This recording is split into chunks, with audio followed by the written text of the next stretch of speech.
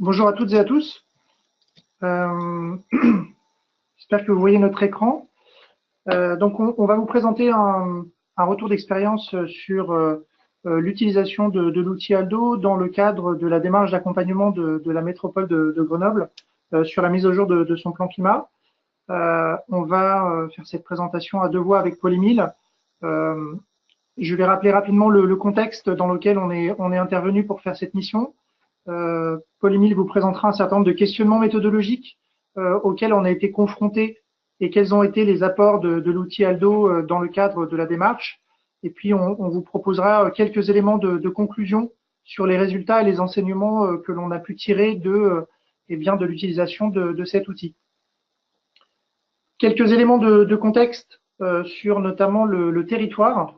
Donc, le territoire de la métropole de Grenoble est constitué de 49 communes, 450 000 habitants, donc avec un phénomène de métropolisation récent et un élargissement du périmètre depuis 2015. Une caractéristique environnementale principale sur le territoire, c'est le pourcentage du territoire en forêt, puisqu'il y a plus de la moitié du territoire qui est occupé par un espace forestier. Et puis, on a également 8000 hectares d'espace agricole, ce qui représente également 14% du territoire. Donc, territoire très urbain, mais avec une composante forestière assez importante pour une métropole. Quelques éléments également sur le bilan GES qui fera le lien avec les résultats qu'on obtient sur la séquestration. 1,8 million de tonnes de CO2 en 2016, avec une forte diminution depuis 2005, principalement impulsée par le secteur industriel. Deux éléments contextuels sur quelques éléments de calendrier. Donc, on est engagé dans la démarche depuis mi-2018 et on a un objectif de finalisation du plan climat en décembre 2019. On est actuellement en cours de construction du programme d'action avec les services et les acteurs du territoire. Et s'agissant plus particulièrement du diagnostic séquestration carbone, nous avons mené un travail sur la période août-novembre en collaboration avec l'AURG, donc l'agence d'urbanisme de la région grenobloise, pour proposer une évaluation de la séquestration carbone du territoire sur trois segments principaux, le stockage par la forêt et les produits bois, les changements d'affectation des sols et l'adoption de pratiques agricoles spécifiques. Et en fin novembre, alors qu'on était encore en processus de diagnostic, nous avons pris connaissance de la publication de l'outil Aldo, sur lequel on a essayé de capitaliser au plus vite et on a pu intégrer en tout cas des contributions d'Aldo dans notre diagnostic qui a été présenté en forum des acteurs fin décembre.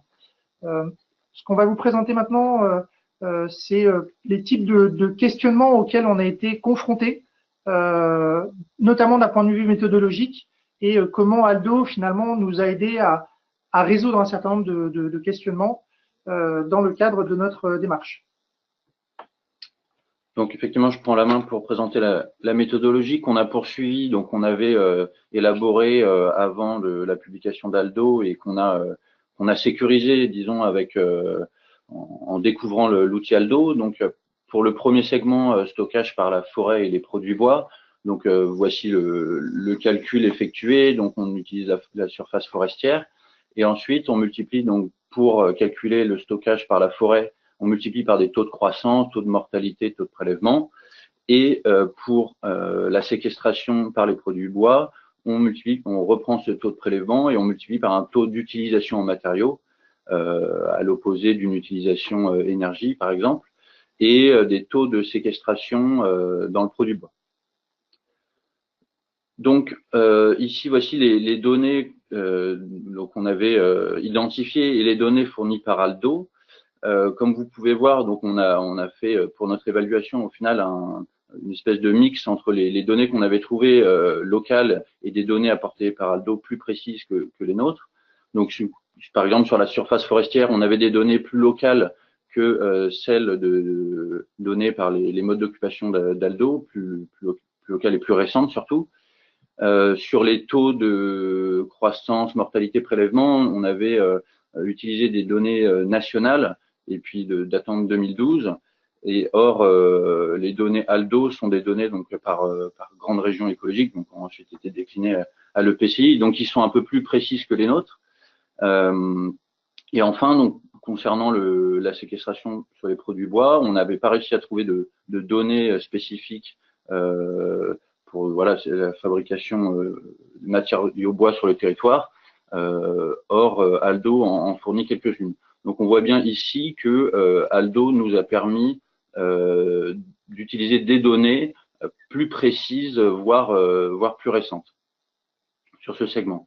Et pour information, étant donné que notre évaluation de la séquestration du carbone, elle se faisait en regard d'un bilan carbone et qui pose de nombreuses questions de périmètre des émissions, cette dernière partie de séquestration par les produits bois, on l'a pas évaluée étant donné qu'on ne connaissait pas le devenir de ces matériaux et à savoir si l'utilisation se faisait sur le territoire ou si elle se faisait à l'extérieur.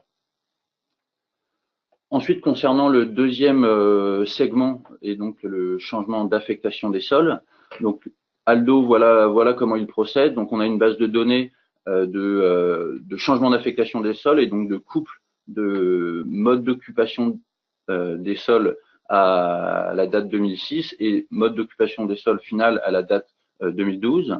Et donc on multiplie ce couple d'informations par des facteurs d'émission déclinés à l'EPCI. Et c'est ainsi qu'on fait le calcul de la séquestration par le changement d'affectation des sols. Dans notre cas, on avait des données donc plus récentes, 2005-2015, et puis sur une échelle de temps un peu plus élargie. Néanmoins, on avait des modes d'occupation des sols initiaux d'une part et des modes d'occupation finaux d'autre part, mais on n'avait pas ce couple d'informations. Et donc, pour effectuer notre calcul de stockage, on a utilisé deux méthodes. On a multiplié ces modes d'occupation des sols par des données de stock de carbone par MOS. Et donc, on a fait le bilan final moins initial et on a rapporté à l'année pour établir ce stockage. On a aussi essayé une deuxième méthode, donc de faire des hypothèses de changement d'affectation des sols pour retrouver ces couples. Donc, à partir de cette donnée initiale et finale, on a reconstruit des couples d'informations et on a multiplié par les facteurs de séquestration, les mêmes qu'Aldo, pour faire ce bilan de la séquestration. Et donc, on obtenait des résultats relativement similaires. Et donc, on voit bien l'apport d'Aldo ici. Donc, à la fois, il nous a fourni des facteurs d'émission plus précis, mais à la fois, il nous permet d'avoir des informations sur des modes d'occupation, sur le changement d'affectation des sols, mais des couples d'informations, et ce qui permet donc une évaluation plus robuste que celle qu'on avait effectuée. Et enfin, concernant le dernier segment d'adoption de pratiques agricoles, donc l'idée étant de multiplier les surfaces agricoles ayant adopté certaines pratiques par des facteurs de séquestration. Donc les données, donc là pour le coup, que ce soit les données Aldo ou les données qu'on avait utilisées, donc elles sont relativement similaires. Donc Aldo fournit pas de données de pratiques agricoles par EPCI, encore que là on est peut-être un peu dur parce qu'il y a quand même l'information sur les haies. De notre côté, on avait obtenu des données sur les productions de compost par le territoire. Donc là encore, on avait une question sur le périmètre d'utilisation de ce compost et donc de séquestration. Dans ce cas-là, on avait fait l'hypothèse que le compost restait sur le territoire puisqu'il se transporte assez peu. Et donc, on a estimé le stockage de carbone par la pratique d'épandage de compost. Donc là, sur les pratiques agricoles, c'est assez difficile d'obtenir des données sur ces pratiques et des données par défaut, disons, seraient assez précieuses. Donc en bilan de l'apport d'Aldo, donc pour nous c'est un outil très pratique pour une évaluation rapide et cohérente, et en particulier dans le cas des PCAET. Donc parce que il a déjà fait donc le travail de compilation des méthodologies d'évaluation sur les différents segments a déjà été effectué, et ça peut représenter un travail assez important. Il y a déjà une compilation de nombreuses données, par défaut assez précises. Et ensuite, c'est un outil relativement facile à la prise en main. Donc c'est pour nous un apport assez précieux, et on aurait d'ailleurs aimé qu'il sorte un petit peu plus tôt dans notre calendrier. Et donc nous, ce qui nous a apporté plus précisément, donc il nous a rassuré dans le choix des méthodologies et des données, des facteurs d'émission utilisés. Il nous a apporté sur certains segments des données plus précises que des données nationales par exemple, ou des couples d'informations pour les changements d'affectation des sols. Et il donne aussi cette possibilité qu'on n'a pas totalement exploitée d'une évaluation rapide du stock de carbone par les produits bois. Et donc pour nous, l'outil permet une évaluation assez précise donc des stockages sur le segment forêt-bois, sur les changements d'affectation des sols qui sont pour le cas de notre territoire deux segments importants à enjeu. Donc encore une fois, l'outil permet une évaluation rapide et assez cohérente de la séquestration, donc c'est assez intéressant. Et en piste d'amélioration, étant donné la difficulté de trouver des données sur les pratiques agricoles pour les territoires, il serait intéressant d'avoir des données par défaut en plus, je dirais, dans cet outil. Quelques éléments de résultats et d'enseignement pour conclure. Un premier point sur les résultats que l'on obtient. Donc, séquestration sur le territoire qui représente 6% des émissions directes de gaz à effet de serre en 2016. Ce premier diagnostic, on l'a volontairement présenté et ça a été clarifié avec la métro comme étant conservateur. Comme l'a dit Paul-Émile, la question de la séquestration dans les matériaux produits bois n'a pas été intégrée au diagnostic. On a souhaité le réserver plutôt sur le volet plan d'action sur cette première évaluation de la séquestration. Et puis on a une évaluation partielle du stockage lié aux pratiques agricoles. La forêt est le principal poste de séquestration du territoire. On pouvait s'en douter, mais on atterrit sur des éléments quantifiés. C'est aussi l'objectif eh bien de ce nouveau périmètre de comptabilité dans les plans climat. Et l'artificialisation des sols réduit le potentiel de stockage annuel lié à un processus d'urbanisation qui est observé depuis un certain nombre d'années sur le territoire de la métropole et qui est amené à se poursuivre dans le cadre des décisions qui ont été prises dans ce plan, dans le plan local de l'urbanisme qui est actuellement en cours de consultation. Ce qui m'amène sur le dernier point de la présentation, sur quelques grands leviers et enseignements qu'on a pu en retirer. En regard de ces différents blocs, on va dire, de comptabilité, sur le volet séquestration et changement d'usage des sols, on a interpellé la métro sur les arbitrages effectués dans le cadre du PLUI, qui est en cours de consultation, et qui ne fixe pas d'objectif type zéro artificialisation nette, qui permettrait d'assurer on va dire un arrêt de ces émissions liées à une non-séquestration potentielle compte tenu de la poursuite du processus d'urbanisation. Donc le plan climat peut apparaître comme un levier pour continuer de challenger certains outils de planification comme le PLUI. Deuxième volet sur les pratiques agricoles, on a un potentiel qui est ici présenté, qu'on n'a pas chiffré, avec des pratiques stockantes qui, d'après les experts et les entretiens qu'on a eus avec un certain nombre d'acteurs, n'ont pas été déployées de façon significative et qui représentent un axe de travail et des gains potentiels de séquestration sur les prochaines années dans le cadre de ce plan climat. Au niveau des matériaux, comme l'a dit Paul-Émile, on a ici l'ordre de grandeur de l'évaluation que présente Aldo, qui est un potentiel complémentaire loin d'être négligeable, mobilisable par un certain nombre de projets qui poussent la construction de bois et l'intégration de matériaux issus de biomasse dans la construction et la rénovation sur le territoire.